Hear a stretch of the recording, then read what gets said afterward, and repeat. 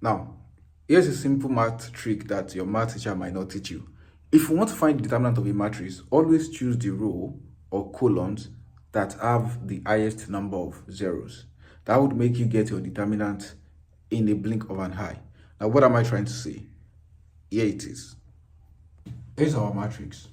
So let's find the determinant of A. So what I'm saying is that, we have 3, 1, 2, and all of this. Now, the thing is that I will go to the row or column that has 0.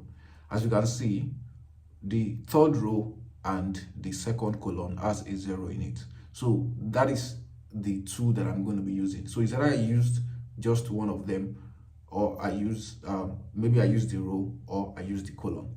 So what do I mean by that is that, how we have this sign matrix where you have plus, minus, plus, minus, plus, minus, then plus, minus, plus. Now, so this will help you to put a sign on any row or column that you want to pick. So if I'm picking this row now, which is the third row, so that means that I have a plus 2. Then the determinant of course, you know that you delete everything that is adjacent to it, that is 0 and 1 and my negative 3 and 3 and negative 6. Then you have 1, 2, then you have 4, 5. Now the advantage of choosing this row is that you can skip the 0 part. You don't really need to worry about that. So just go to 1, so you have a positive 1 as well, positive 1. Then you delete this adjacent thing, you delete this as well, so you're left with 3, 1, negative 6 and 1. So you have 3, 1, negative 6 and 4. So, and this is the determinant, so this will just be 2. 1 multiplied by 5 is 5, 4 multiplied by 2 is 8. Then you have plus 1, 3 multiplied by 4 is 12. Then you have minus 1 multiplied by negative 6 is negative 6. So you have 2 multiplied by negative 3 plus 1 multiplied by, that will be 12 plus 6, and that would be 18. And this would be negative 6 plus 18. Then you have 12. So that is 8.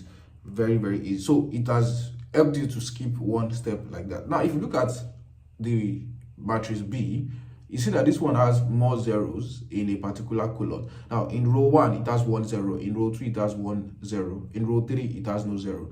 But if you look at column 1, no 0. But column 2 has 2 zeros already. Now, here's how you find the determinant of that matrix B.